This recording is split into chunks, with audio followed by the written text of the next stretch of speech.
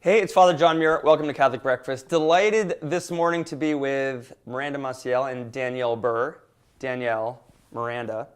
And today they're from the wonderful I Got Issues podcast, and today we're going to be talking about the MeToo movement. Miranda and Danielle, it's good to be with you. It's wonderful to be with you. Thanks a lot. Thank you for having us. Now, can I tell everyone that we have some connections?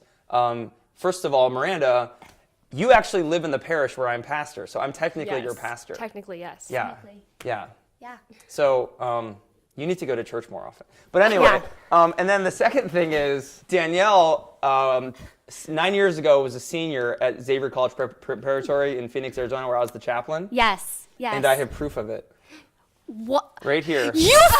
Right here. You found it? Have you seen that picture? That's the one I was talking about. Here we go. Oh my gosh, he found it. So anyway, Danielle is right here. I had my hair's a little bit darker. Yeah. Is it darker? Okay, that's you. Yeah. You're on that's the senior board. The senior student council board, yes. And it was after, this was the Brophy Xavier Frosh mixer, and you came, and you had just done our prayer day. Oh my gosh. It's a little dusty. Anyway, we look basically the same, We do. I think we just really, you have kept your same face. So, whatever you're using, I'd love to know. It's a moisturizer that all That foundation of the use. Spirit is really working for you. Thank you. The foundation of the Spirit. That's true. It works well. Nice little play on words. Yeah, I like that.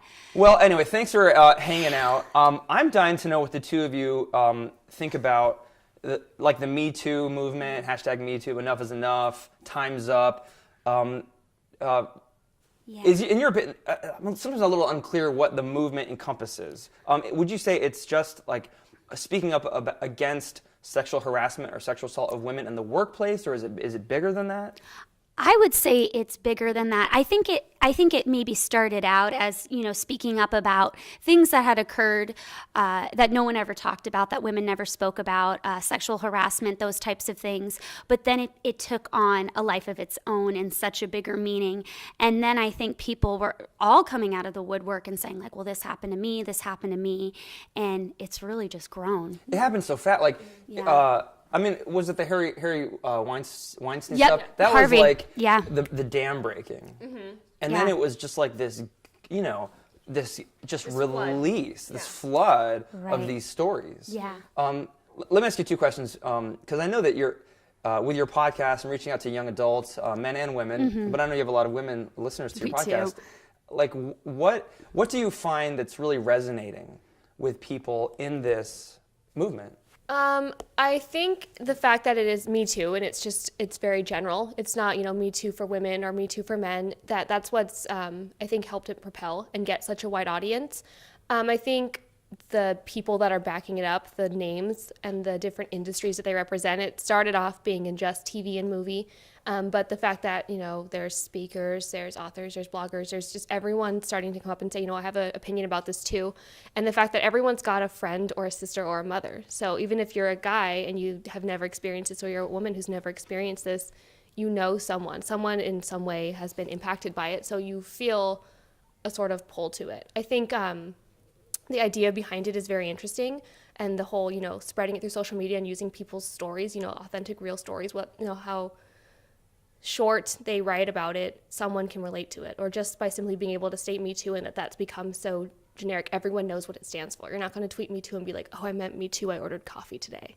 That's not the message behind it. As soon as you use those two words, everyone knows what it means. Yeah, what do you think, Danielle? What about the movement is do you think is right? What's good and right and true about it? I think we need to be honest about our failures as a society, things that have happened. But I also think the Me Too movement falls short. I know that's not a popular view, because women haven't always. Women need to understand too that we have to dignify ourselves. And you know what? We all mess up. We all make mistakes, but we are all on a certain level, responsible for ourselves. Now, it doesn't excuse the behavior of these men, and they will answer for that.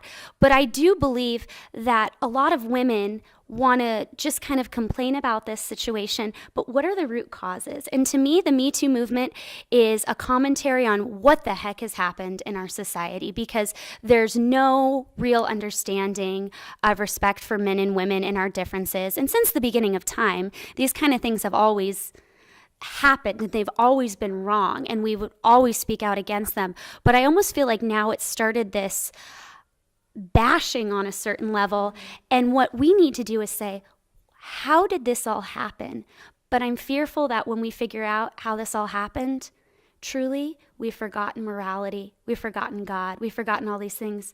So we don't really want to have that real conversation. Yeah, is the Me Too movement really a call for like an authentic morality, or is it a kind of, I'm sure to kind of pare it back a little bit what you're saying, and because I thought a similar thing, or is it a kind of brand X, generic, ersatz version? Because what's the end game? Like, what's the end game of the Me Too? Well, like, if it's successful, what will it accomplish? So what I've noticed is that it's to raise awareness and to say this is something we don't want to happen anymore, it needs to stop, but that's kind of it. There's no, like, here's how we're going to stop. It's just everyone say that this is no longer okay. Sexual harassment, doing this and this is not okay, but we're going to still keep having, hookups. We're going to keep doing what we want to do and we want to do it. And that shouldn't have any consequences to it. It's just at some point, then it's not okay anymore. And I don't think you can have one without the other. You can't have, hookups. You can't have these unhealthy relationships, but then say, but it's not okay that this and this happens. It's not okay that those happen, but how are we leading to that? How are we laying the work for all of this to happen? It doesn't just happen overnight. As if the solution is just reduce sexual interaction to consent. Yes. The end, right? So, do you think that's kind of what's going on? Maybe one of the shortcomings of the movement? Certainly. And I mean, in my work with clients and thinking of these women that have gone through such abuse and terrible things, you feel so protective of your clients and the people that have just been so taken advantage of, and you would never want to shame them or make them feel less than. So it's a hard thing to talk about, I think, for me, because I'm like, I want those women to know there's such support. We want to speak truth into it, but to really get rid of what is happening, we need to have a conversation about, first of all, what are our expectations as a society? And they've come so low, we're putting ourselves in positions, men and women, where these things are going to happen because we haven't protected ourselves, because we don't have any sense of decorum, or like we shouldn't go there. And so this whole idea of as long as there's consent, that to me is just a very hairy area. And every time legally you look at that, it's so hard to prove. And I think what everyone's grasping at with this is they want the truth. I truly believe this. Something is wrong. We know it's wrong, but we don't want to go as far to say this is what's wrong. And it's complicated, right? Because the sexual interactions, I think men and women experience sexuality very differently. Certainly. And it's not popular to say that, right? Because people just want to say it's all the same. But they do. I mean, biologically speaking, and from just a scientific standpoint, that's indisputable. Yeah. It seems like the majority of people speaking up are women. I think some men are, but mostly they're women. And it seems to me like men just experience being sexually exploited differently. Yes. But let me ask this question. We'll kind of maybe close up with this one. Yeah. What do you think the Catholic understanding of sexuality and of the person, of sexual complementarity, that kind of thing, what does the Catholic Church have to offer that can maybe keep, they can bring the conversation about these challenges in our society maybe to a new place, or how it can help some of the inadequacies in this very important conversation? I think the first thing is that, we talk about each person as beautiful and worth dignity. And that's the most important thing. We're worthy of it.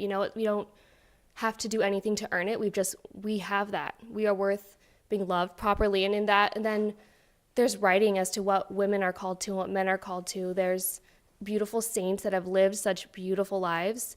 And just knowing, a woman and a man are different. And that saying that is, politically incorrect sometimes, but it's true. We're different. And that doesn't mean in our worldview, that doesn't mean one is better than the other. No, not at all. You can be they different and be each equal. other. And I think saying that in itself is bad because they almost want, men and women to be opposing.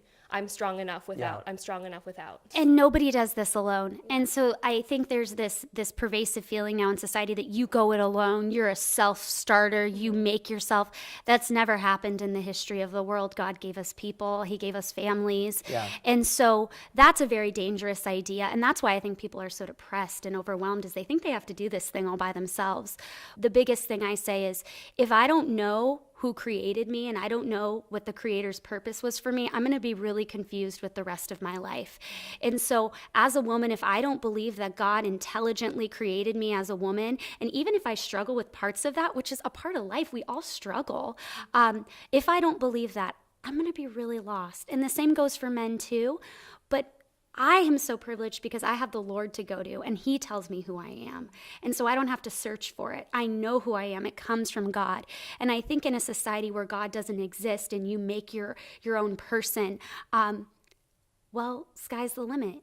You know, it's very confusing. And so with the whole Me Too movement, I think it's wonderful to shed light on the abuses that have happened. I think Miranda and I can both agree we've definitely been in situations where it's like, okay, this is happening to me because I'm a woman. Absolutely, that happens.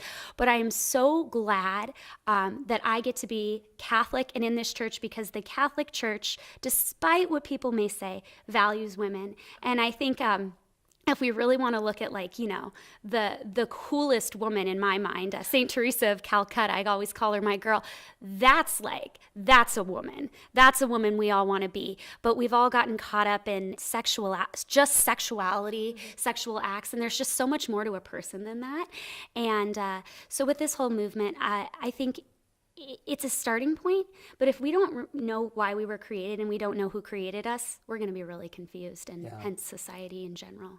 Yeah, that's great. Yeah, I love the point about we're in this together, sort of the friendships between men and women, that we need each other to become better people and become the people that we were created to be. And and what a woman, Mother Teresa. She's the best. Is, they always talk about girl bosses. She is the ultimate girl boss, in my opinion. opinion. Powerful, right? Was there a more powerful woman in the 20th century? No, she's the best. And it was so rooted in love, And, Well, Miranda, thank you. Danielle, thank you for you. your great podcast. Thanks for hanging out with me today and talking about this important issue. Thank you. Thanks.